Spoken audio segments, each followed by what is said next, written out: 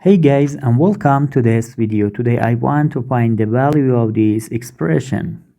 2 times 1 gives us 2.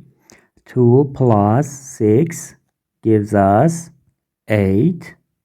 And 8 times 6 gives us 48. But this answer is not correct. According to the rules of mathematics PEMDAS,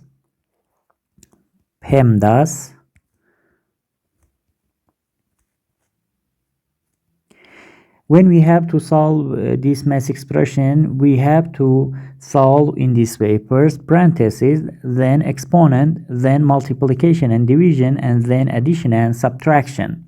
So according to this rule, we have two multiplications here that we have to solve them first. So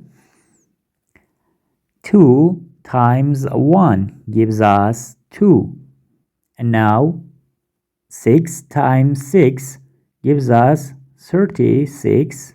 And now we have one addition here. 2 plus 36 gives us 38. The final answer is 38. Thank you for watching. Please like and subscribe this video. Thank you.